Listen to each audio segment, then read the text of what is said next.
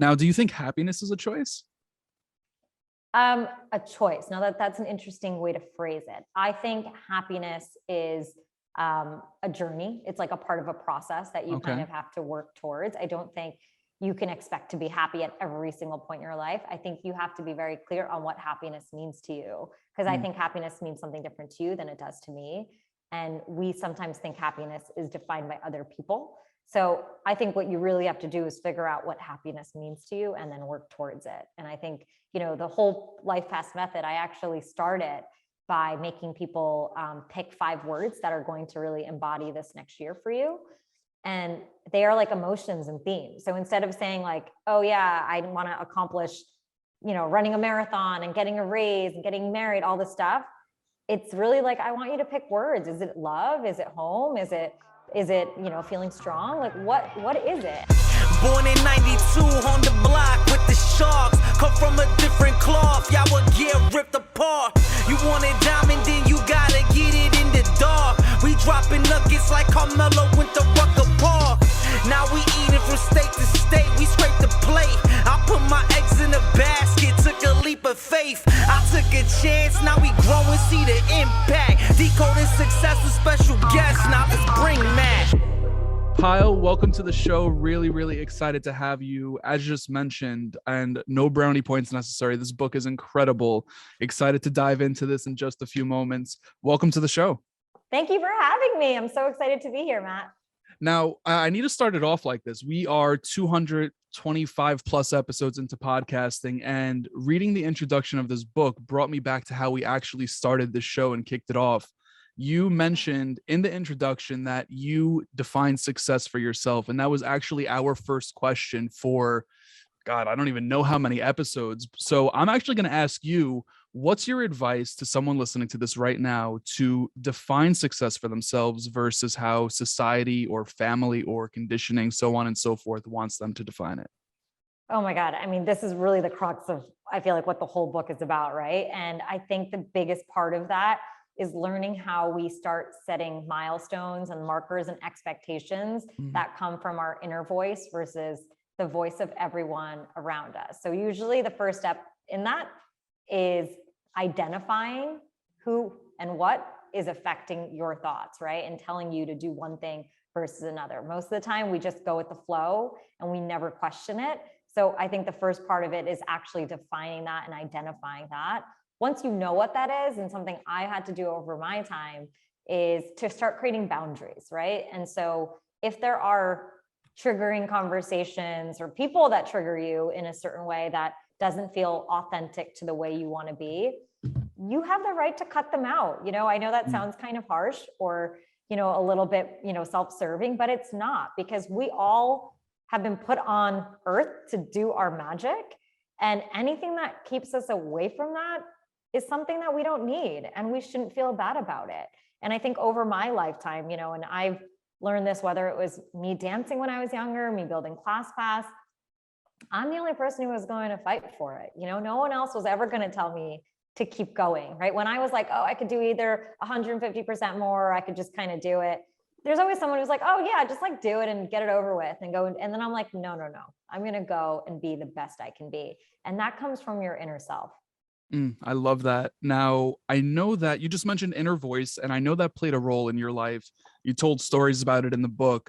What's your advice to someone to quiet the noise around them, to actually hear that inner voice, right? And I actually just had a conversation earlier on the show where I was talking with a medical doctor, incredible individual, and he was talking about how we kind of have 2 voices, right? The voice in our head and also the voice that's in our gut, in our heart. And we can get real spiritual about that, but I'm curious, what's your take on quieting the noise to be able to hear that inner voice? One of the things that for me has always been the magic has been finding a place where I know I 100% authentically feel like myself. And that's been dancing, and that was like my place. For other people, it could be meditation, it could be music. You have to find a little bit of the environment, right? That makes you feel safe. It makes you feel like you are 100% yourself. And, for me, whenever I was in that zone, I feel like the answers came to me and the world sort of opened up, right? Whether it was, what I was going to do with my life or not. It was sort of whenever I was dancing, I felt more in control and that I was connected to the universe and the thread of my life. Whenever I would stop dancing, I feel like I was marching on someone else's drum beat. And I think that's really at the crux of it. Do you remember the first time you ever danced? I do. I mean, I have many different like dance things that I was doing when I was younger, but I think there was like one performance that really changed my life. It was, I was really young. I was probably like 4 or 5 years old. It was a family party. And this song came on that my, aunt had taught me a dance to. And I just got on the middle of the dance floor and started doing it in front of everyone. And it was a really interesting feeling for me. And it wasn't about me being on stage and everyone watching me, because I think that's like what everyone's like thought would have gone to, like, oh yeah, you like being like a performer. It wasn't performance. It was the fact that I could make everyone feel something. I could tell everyone was engaged, not just because like they were watching me dance, but like I made them feel something and was probably happy and oh my God, she's so cute. But it was this way that I realized like dance was this vehicle of expressing a story and expressing more of who I was. And that's what really made me fall in love with it. Is it became a thread of my life to tell my full story that I felt like I couldn't tell in any other way. I actually recall you telling that in either one of the first 2 chapters in the book. Just for everyone listening, I'm referencing Lifepass, incredible new book. I'm not finished with it yet. I'm not going to lie, not finished with it yet, but and I'm a really slow reader, by the way. But regardless, incredible work. So I just want to throw that out there. I'm going to keep asking questions about it because so many. But I actually want to kind of break the ice here a little bit. I know you're doing a lot of podcasting now. You've done podcasts in the past. I've seen you on a bunch. What's a question you wish more people would ask you? Oh, wow. That's a hard one. Let's see.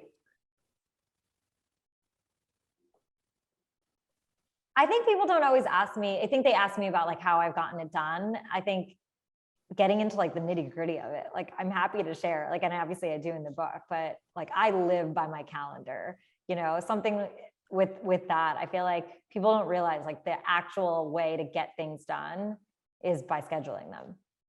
Yeah, you talk about planning. Like, where does that come from for you? And I know that you're highly educated. You obviously had to have some sort of an incredible structure to get you to where you are. But where does that come from? Since I was younger, I think I was always trying to please my parents, right? So I was trying to do everything my parents expected of me without having to sacrifice the things I wanted to do. So what I did, instead of making trade-offs, I was like, I'm going to make this puzzle work and put everything together. I just need to be efficient, right? So my answer and solve to all of it was efficiency and also priorities. I think that came into my life as I got older and had more responsibilities, which we should definitely talk about as well, since a lot of people face that. But I learned this idea of how to be efficient with my time and like really focus. So something, and honestly, my mom would say this is like a terrible thing about me, but I think this is like part of my fire, is that I can focus so easily. So I feel like in an hour of time, I can get done what like most people get done in a day, because I'm like so laser focused and I just like become this machine, right? Whether it's like emails, texting, like moving forward. And I think that's part of the trick of it. And what I have to do during that time is like zone out everything else, which is why I was saying my mom doesn't love it, because I will be like, I will miss the conversation. I will not be someone that like understood anything that went on around me. Like I will literally could like read a book if I wanted to in the middle of a party. And I think that is just a different trait. And I really want people to focus, because we don't realize how important that muscle is, right? And especially in this day and age, where I feel like it's, so much content, there's so many distractions, we lose our efficiency. And when we lose our efficiency, we lose our time. And time is the most important resource we have. Now, I am horrible with focus, so I'm going to ask you a plethora of questions around this. I like that you referred to it as a muscle, right? And I wholeheartedly agree with that. I don't actually technically think it's a muscle. No, I'm sure some doctor would be like, that's not a muscle, but you know what I mean? It's like, it's absolutely being able to do it. Absolutely. Yeah. Now, when it comes to focus, do you feel like you focus so well because you love what you're doing? Are you using a tactic such as like the Pomodoro method? Like, what is it exactly? Okay, so first of all, I am very clear on what my priorities are, right? So when it comes down to me loving what I do. It's more about, I have decided that these are the things I have chosen to do. So whether they are responsibilities or they are obviously things I really want to do, like dancing or seeing friends, they all go on my list of priorities. And I think once you have that list, I go and tackle how to get them done. But I start with a list of priorities, because if I started with like what my calendar looked like or what everyone else wanted for me, I would never even get to half my priorities. And usually the things that would fall off are the things that I actually want to do, right?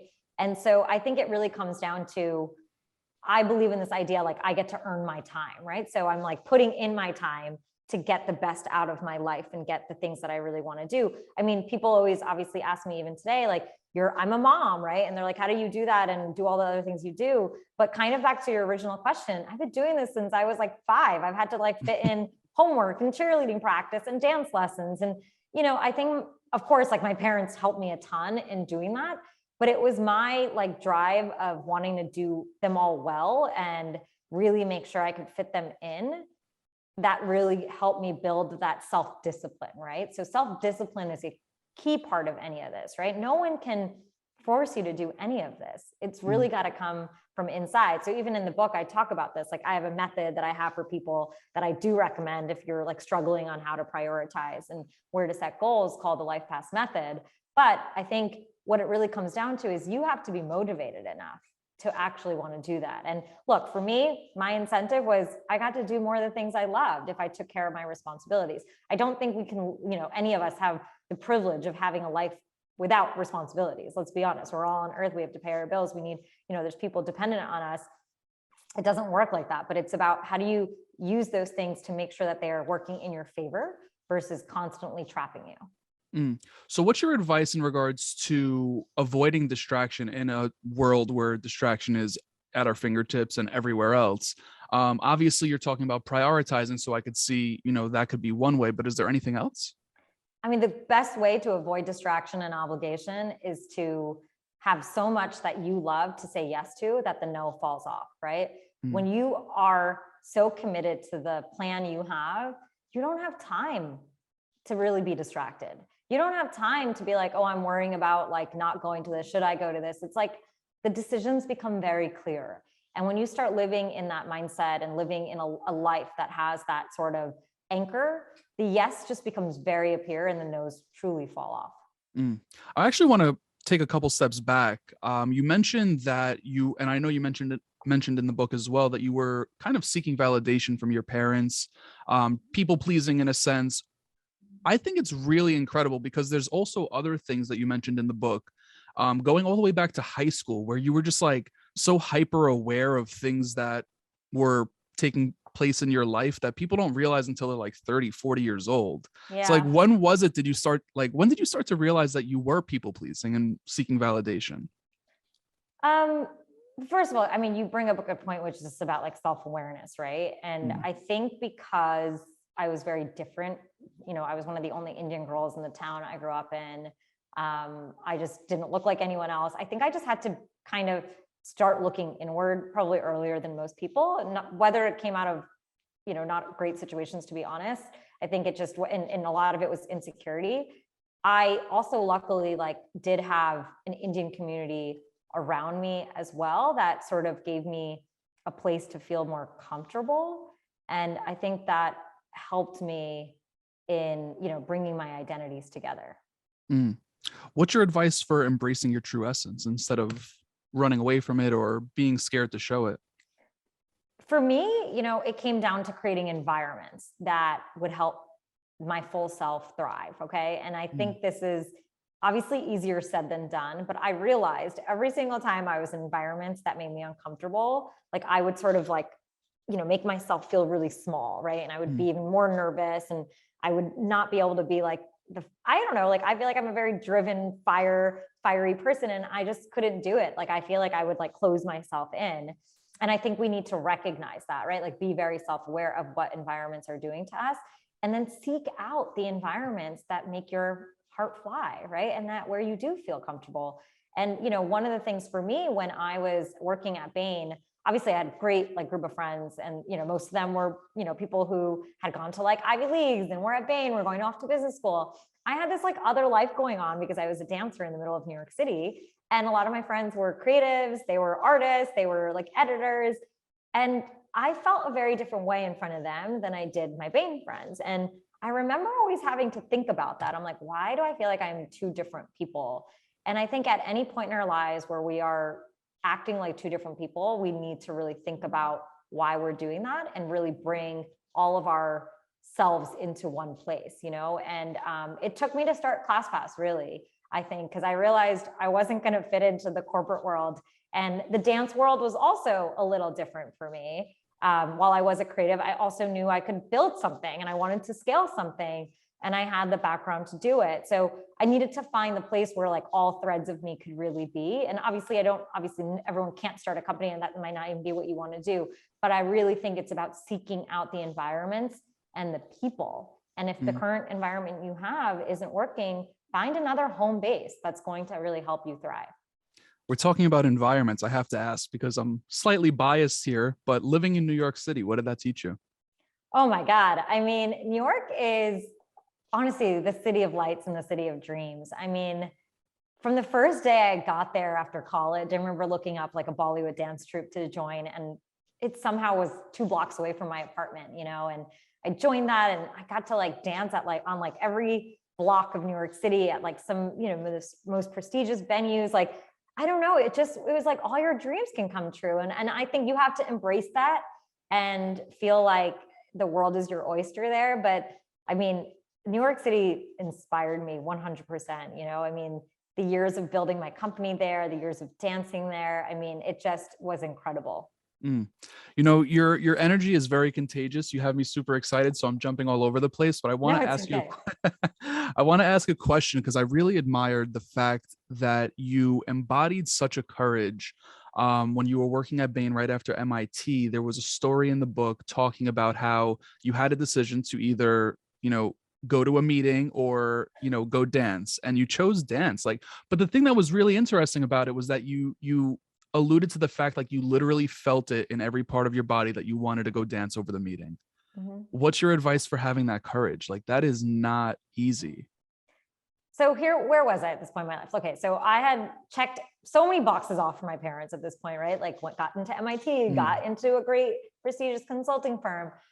I think this was my body saying, Payal, you need to get off the train, right? This train that was going, that was already set for me my whole life.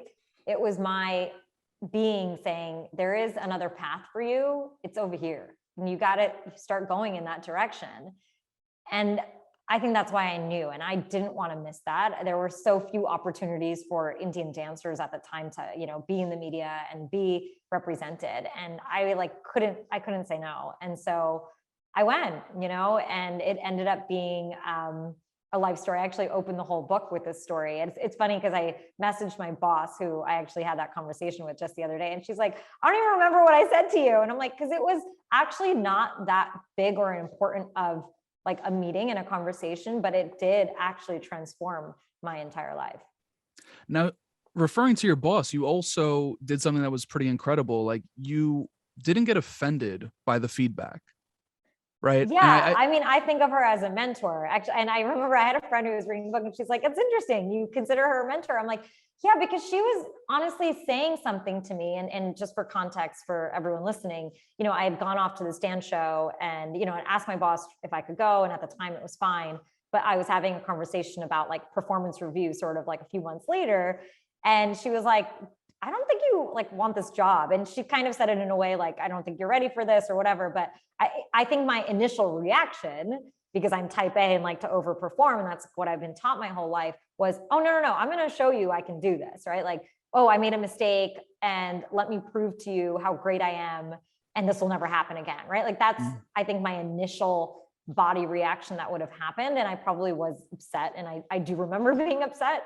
I think it took a little bit of time, like a few months, for me to be like, actually, she was right. I don't want to be here. This is not my life dream. And there is something else out there. I'm not sure what it is, but it's time to go explore and try something different. And I think she was just saying like, my heart wasn't there. Because if my heart was there, I would have been at that meeting. Absolutely. Now, for context purposes, I know that writing a book is no easy task whatsoever. Why at this point in your journey did you decide to put this out? I feel like over the last, honestly, like 15 years of my life, ever since I started SAW, which was when I was like 25, 26, right? And I'm, actually approaching close to 40 in a year or two. And I think I had to really give, I felt like it was a responsibility, right? For me to Okay. actually share with other people how I did this. Because so many people over this, decade have asked me, how have you done it? And I really lived my life by different methodologies and a different Mm. sort of process. And I felt very confident doing it. And it helped me move forward in life, not just in terms of like anything like greed or fame or any of that and power. It was literally, I felt authentically happy.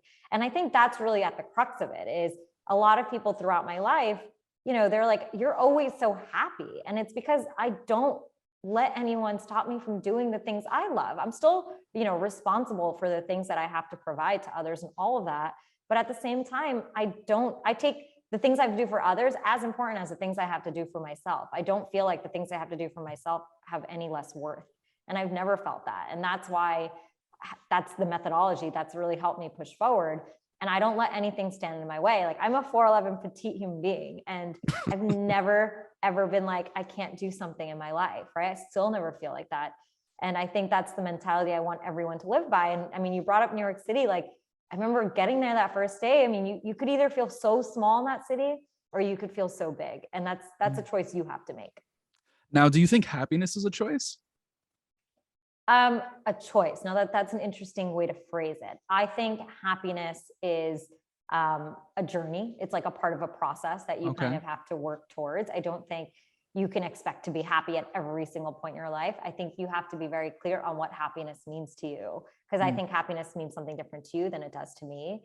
And we sometimes think happiness is defined by other people. So I think what you really have to do is figure out what happiness means to you and then work towards it. And I think, the whole Lifepass method, I actually started by making people pick 5 words that are going to really embody this next year for you. And they are like emotions and themes. So instead of saying like, oh yeah, I want to accomplish, running a marathon and getting a raise and getting married, all this stuff, it's really like, I want you to pick words. Is it love? Is it home? Is it, feeling strong? Like what is it? And I think together those words are some sort of where your happiness resides. What is happiness for you? Being fulfilled, Okay. and I think for me, fulfillment comes down to giving to the world. It's living Okay. my calling, and your calling is truly in service of other people. And I think the more I do that, the more I feel fulfilled. I don't want to well, first and foremost, the mission statement of ClassPass is every life fully lived. So you just brought up fulfillment. That's the reason why I'm saying this. What is fulfillment? What's fully lived for you? Spending your time doing the things that bring you joy and that, Okay. that your soul is supposed to be doing, the journey that you were put on this earth to do. And we don't always realize it, but our lives are all connected, and we're truly here to make impact on other people's lives. And I think we are the most fulfilled when we know that we're making that impact and we feel it. Mm. At one point in the book, you talk about kind of discovering, more pieces of the journey and how things come in divine timing, right? Like you Yeah. took it. Yep. So what are you supposed to do? And I've never asked this on the show before, but what are you supposed to do when you're waiting for things? And maybe not waiting, but what are you supposed to do in the interim? Well, first you should be, trying new things. You don't always know Okay. where the answer is, right? And, even the idea of ClassPass came to me because I got out of my comfort zone of being in New York City and dancing all the time and working all the time. And I went to San Francisco. And like, I was one of those people who just didn't have time to travel. I didn't have money to travel. And I finally went to a trip. I met a bunch of entrepreneurs who changed my entire perspective on what my career could be.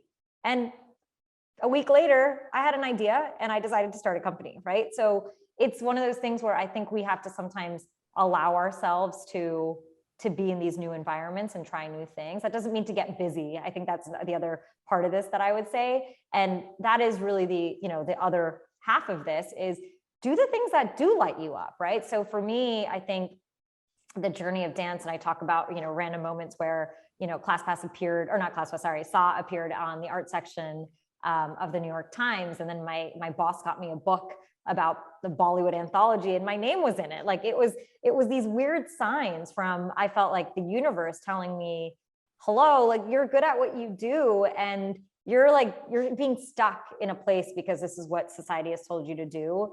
But like your magic is spreading. It's there around you. You have to be the one to accept it and feel it. And I really believe when I started listening to those signs, the path unfolded a bit clearer for me. Was anything ever uncomfortable stepping into the unknown of trying something new for you? I mean, so much of it, right? I Yeah. think, let's see, I mean, look, like the day you quit your job, right? Like if anyone's ever done that, I mean, I was going to have no place to really work that was like a stable environment. I wasn't going to have any income. I think how I got over this one, and I think money is a big one that we all deal with, a sense of potentially not having the same amount of money or living off of a smaller budget, any of that. I think money can trap us, and I have a whole mantra in the book, which is make money work for you. You don't work for money, because we need to realize that like it is on us to figure out, like, you might be making a lot of money or a little money. It is still on you on where that money goes and understanding how you want to make it work. And you might not be able to do something you love today, but you could create a plan and earn it in a year, in 5 years from now. But that's on you, how you want to turn that into something that's going to be a plan that works for you.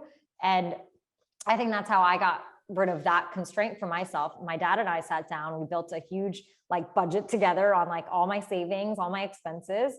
And we realized like I could live for 3 years off of my savings if I wanted to go start my company.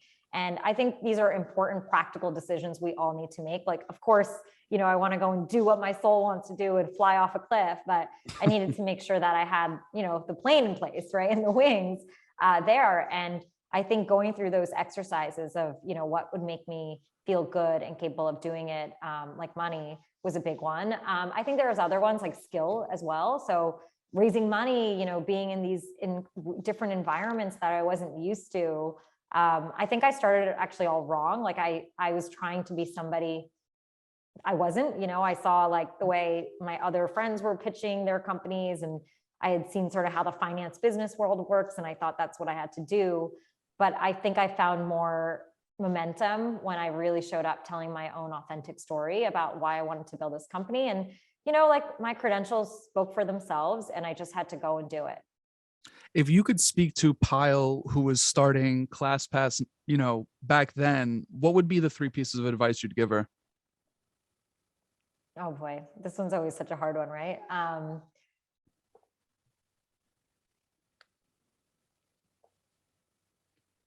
I would say the advice I would give her is trust in your decisions. Okay. Make decisions quickly. Don't let anyone stop you. Why the second one? Why make decisions quickly? I would actually say like the year of failure of the company was because like we just kind of thought something was going to work and we weren't questioning it enough. And I think the magic, especially for like startups, that have to operate and change and iterate. I mean, this is in any of our lives, is the more you wait on making a decision, you already know what the answer is to. Like, why are you waiting? And I think sometimes we just are scared to make the decision, and so we don't do it. And I think the quicker you make it, the quicker you get to the other side. And I think for anyone, when you've made those hard decisions, everyone's always better off on the other side. Now, in regards to point 3, don't let anyone stop you. Was anyone trying to stop you? I think throughout the journey, you get a lot of no's, you get investors, right? You get people who will doubt you. And of course, like I've learned to build a shield towards it. Does that mean that it doesn't hurt you or it doesn't dent you a little? Of course it does, but I think I always had a very strong sense of, I'm going to go and do this, and I'm not going to let anything stand in my way that would help me through it. But there were obviously moments where you're like, oh no, is that person right? Like maybe I can't do this, or maybe this isn't a good business, or vice versa. But you just have to keep going. Absolutely. Now, do you think that's a muscle as well? Because hearing no sucks, to say the least. It gets easier. It does, right? Okay. Cool. I think it gets easier, and if you believe, and you can find some other people who believe, I think you just have to use that momentum, to keep you going and moving. So when there is a little bit of that doubt that comes around you, you can just fight through it. Right. If someone picks up this book and can only take away one thing from it, what would you want that one thing to be?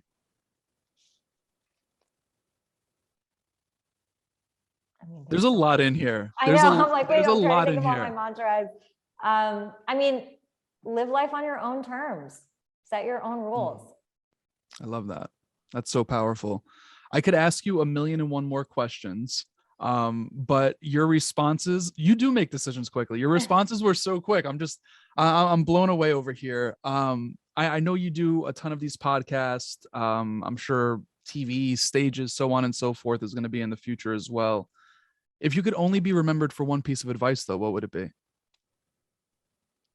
Create timeless things. What does that mean? Build things that are going to outlast you.